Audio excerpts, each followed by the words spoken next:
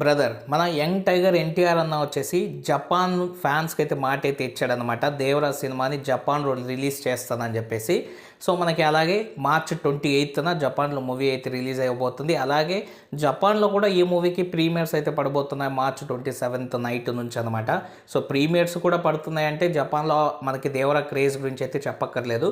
So మనకి అసలు ఎన్టీఆర్ అన్న జపాన్లో అంత ఫ్యాన్ బేస్ని ఎలా సంపాదించుకున్నాడు అన్న దాని గురించి ఒక్క మాటలో చెప్తాను. అలాగే జపాన్లో దేవరా ఎలా పర్ఫామ్ చేస్తుంది, ఇప్పటికి ఎన్ని షోస్ రిలీజ్ చేశారు, ఎంతవరకు కలెక్షన్స్ అయితే ఉన్నాయి, టికెట్ ధరలు అయితే ఎన్ని ఉన్నాయి, అలాగే మనకి ఎంత అయితే అమౌంట్ జపాన్ నుంచి రావచ్చు అన్న దాని గురించి ఒక అంచనా అయితే వేద్దాము.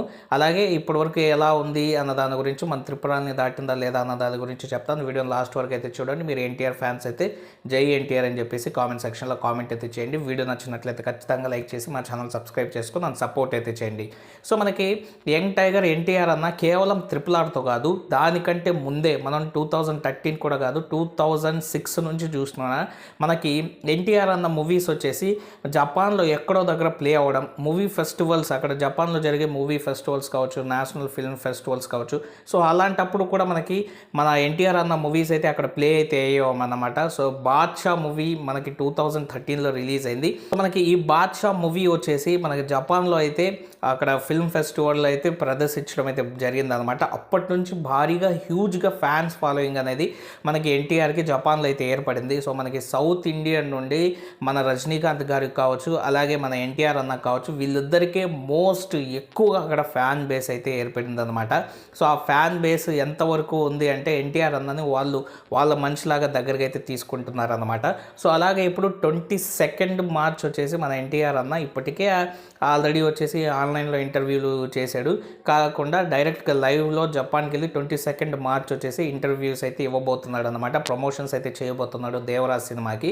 సో మనకి దేవరాజ్ సినిమా కావచ్చు, ఆ సినిమా రీల్స్ కావచ్చు, అలాగే ఆ సినిమాకి సంబంధించిన సాంగ్స్ కావచ్చు, అవన్నీ వచ్చేసి జపాన్ వాళ్ళు ఇప్పటికే ఆ రీల్స్ చేయడం, షార్ట్స్ చేయడం, అలాగా ఆ మూవీని అక్కడ ఆల్రెడీ పరిచయం అయితే చేసేసారు. ఇప్పుడు డైరెక్ట్గా డబ్ అవుతుంది జపాన్ లాంగ్వేజ్లో, కానీ అందరికైతే తెలియాలని చెప్పి ప్రమోషన్స్ అయితే గట్టిగా అయితే ప్లాన్ అయితే చేస్తున్నారు. ప్రస్తుతం కానీ చూసినట్లయితే మనకి 7 షోలు అయితే రిలీజ్ అయితే చేశారు. 7 షోలు కూడా మనకి 6 అయితే హౌస్ఫుల్ బోర్డ్స్ అయితే పడిపోయాయి, ఇంకోటి అయితే ఫాస్ట్ ఫిల్లింగ్ అయితే ఉన్నాయి ప్రీమియర్స్కి. అలాగే నెక్స్ట్ వచ్చేసి మనకి మొత్తం అయితే టికెట్స్ అన్నీ అలాగే షోస్ అన్నీ రిలీజ్ అయితే చేయబోతున్నారు. సో ఇప్పుడు వరకు కానీ చూసుకున్నట్లయితే మనకి టికెట్ ప్రైసెస్ వచ్చేసి జపాన్ మన ఇండియన్ మూవీలోకి కన్వర్ట్ చేస్తే 2200 రూపాయలు అయితే మనకైతే టికెట్ అయితే ఉంటుంది. సో ఇంకా మనకి జపాన్లో మన మూవీ ఏదైతే దేవరా ఉందో అది రిలీజ్ అవ్వడానికి ఇంకా 20 days వరకు టైం అయితే ఉందన్నమాట. అయినప్పటికీ ఇప్పుడే హౌస్ఫుల్ బోర్డ్స్ అయితే పడుతున్నాయి ప్రీమియర్స్కి. అలాగే మనకి మూవీ షోస్ మొత్తం రిలీజ్ అయిన తర్వాత కలెక్షన్స్ కూడా భారీగా అయితే రాబోతున్నాయి అన్నమాట.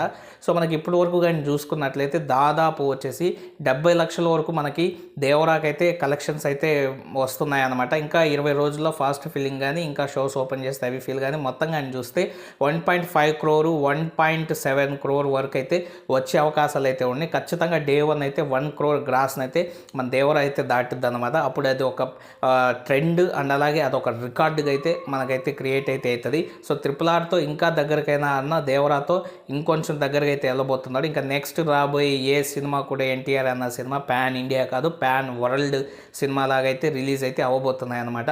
సో ఇది ఫ్రెండ్స్, వీడియో నచ్చినట్లయితే ఖచ్చితంగా లైక్ చేసి మా ఛానల్ సబ్స్క్రైబ్ చేసుకుని సపోర్ట్ అయితే చేయండి. Thank you friends and by, take care friends.